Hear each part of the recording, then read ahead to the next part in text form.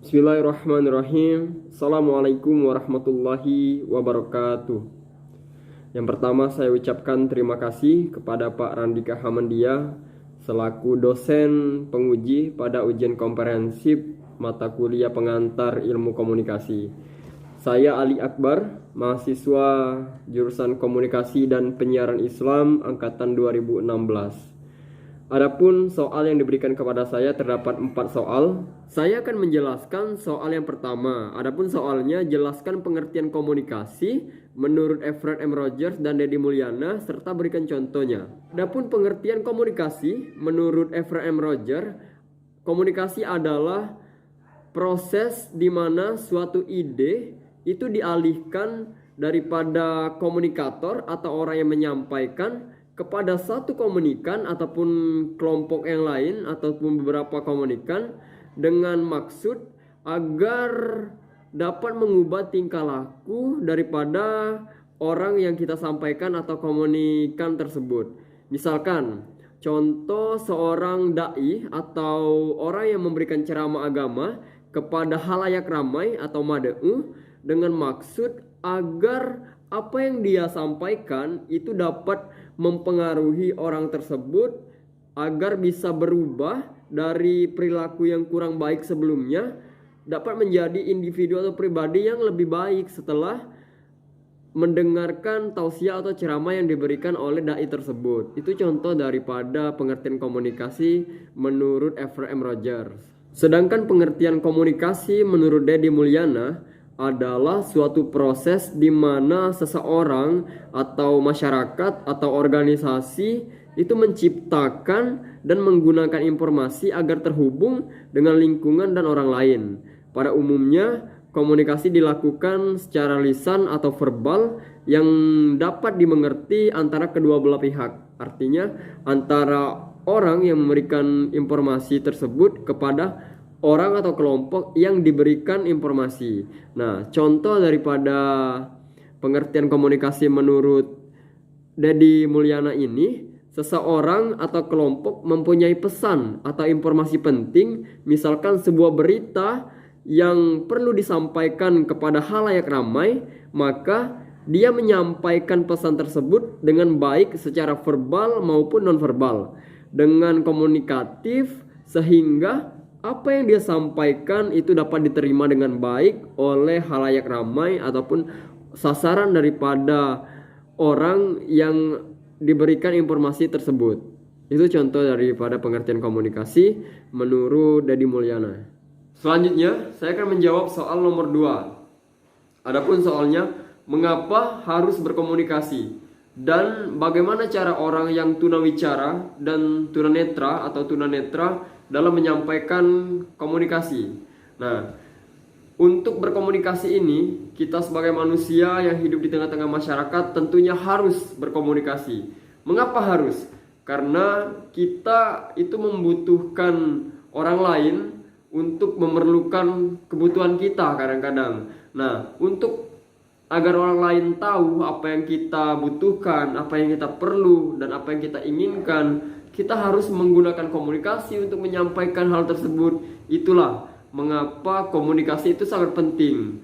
Dan juga komunikasi merupakan hal yang wajib harus kita lakukan karena kita sebagai makhluk sosial yang tentunya mempunyai ketergantungan kepada orang lain, dan untuk mempermudah itu semua penting kita harus berkomunikasi. Itu. Dan selanjutnya bagaimana cara kita atau cara orang yang mempunyai keterbatasan dalam berbicara atau tunawicara dan keterbatasan dalam penglihatan atau tunanetra untuk menyampaikan komunikasi. Jadi ketika orang yang mempunyai keterbatasan dalam berbicara atau tunawicara, dia bisa menggunakan simbol-simbol atau bahasa isyarat untuk menyampaikan komunikasi. Karena di dalam berkomunikasi itu ada 2 cara. Yang pertama cara komunikasi verbal dan komunikasi nonverbal. Komunikasi verbal ini komunikasi yang bisa disampaikan secara lisan, secara langsung menggunakan kata-kata atau menggunakan suara. Sedangkan untuk kasus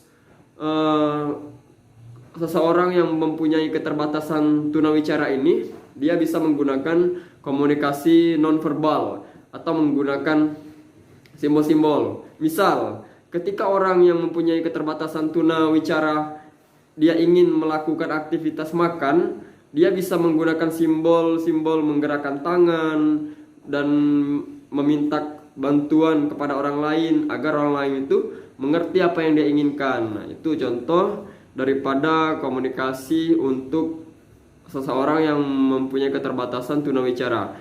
Sedangkan cara berkomunikasi untuk seseorang yang mempunyai keterbatasan dalam penglihatan atau tunanetra, itu dia masih bisa berkomunikasi secara normal, secara umum, itu menggunakan komunikasi verbal. Bagaimana komunikasi verbal itu? Ya, komunikasi menggunakan suara, menggunakan lisan, seperti orang pada umumnya. Jadi dia tidak mempunyai hambatan untuk menyampaikan komunikasi, untuk menyampaikan apa yang dia inginkan, karena masih bisa menggunakan suara dengan normal. Tidak perlu menggunakan komunikasi nonverbal seperti itu.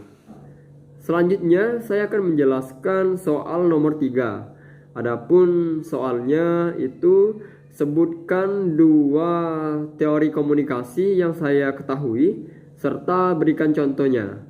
Nah, jadi di dalam sebuah ilmu komunikasi itu banyak sekali teori-teori komunikasi. Nah, adapun teori komunikasi yang dapat saya jelaskan itu ada 2. Yang pertama, teori komunikasi behavior, dan yang kedua, teori komunikasi humanisme. Nah, teori komunikasi behavior ini merupakan teori komunikasi yang dikembangkan oleh ilmuwan asal Amerika Serikat yang bernama John B. Watson. Nah, beliau mengemukakan bahwa teori behavior ini mencakup semua perilaku termasuk tindakan balasan atau respon terhadap rangsangan atau stimulus.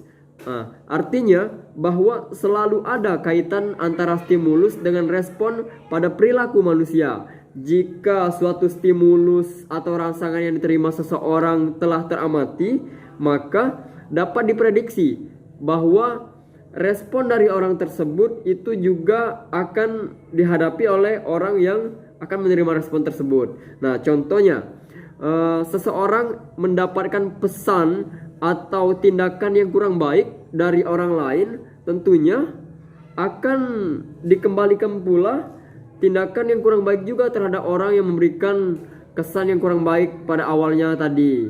Nah, itu contoh daripada teori komunikasi behavior yang dikembangkan oleh John B. Watson, ilmuwan asal Amerika Serikat. Dan selanjutnya, teori komunikasi humanisme. Nah, teori komunikasi humanisme ini lebih menekankan pada pembagian pengawasan dan tanggung jawab bersama antar peserta didik, dengan harapan nantinya peserta didik dapat menyesuaikan dalam kehidupan masyarakat. Nah, artinya teori ini lebih mengedepankan menjadikan seseorang itu agar lebih bisa berusaha sendiri. Nah, contohnya, mahasiswa itu tidak lagi dibimbing secara terus-menerus oleh dosen pada saat perkuliahan berlangsung atau di kehidupan di dalam kampus. Nah, artinya mahasiswa itu harus berjuang sendiri, berjuang dan mandiri dalam menjalankan kegiatan perkuliahan. Tidak lagi namanya menunggu daripada apa yang dosen perintahkan, tetapi harus mengedepankan inisiatif. Nah, dengan harapan ketika dalam kehidupan kampus sudah dilatih seperti itu, harapannya setelah para mahasiswa itu menyelesaikan perkuliahan, dia dapat mandiri di dalam kehidupan bermasyarakat. Nah, itu contoh daripada teori humanisme ini.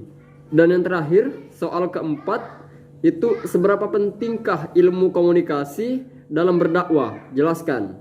Nah, jadi menurut saya ilmu komunikasi itu sangat penting bagi seorang pendakwah atau dai. Karena mengapa? Karena untuk menyampaikan sebuah pesan, apalagi pesan agama, syiar agama, haruslah mempunyai kemampuan ilmu komunikasi yang baik. Agar apa? agar pesan yang disampaikan kepada setiap orang itu dapat diterima dengan baik. Nah, ketika orang atau dai itu sudah menyampaikan pesan-pesan yang baik, cara penyampaian yang baik, tentu lebih mudah diterima oleh masyarakat. Nah, jadi menurut saya itulah ilmu komunikasi itu sangat penting bagi seorang dai atau orang yang berkecimpung dalam dunia berdakwah. Nah, mungkin itu saja penjelasan dari saya mengenai 4 soal yang telah diberikan oleh Pak Randika selaku dosen penguji pada mata kuliah pengantar ilmu komunikasi. Kurang lebih saya mohon maaf. Banyak sekali mungkin kekeliruan atau kesalahan daripada apa yang saya sampaikan. Tentunya saya sekali lagi mohon maaf yang sebesar-besarnya kepada Pak Randika selaku penguji pada ujian komprehensif di mata kuliah pengantar ilmu komunikasi ini.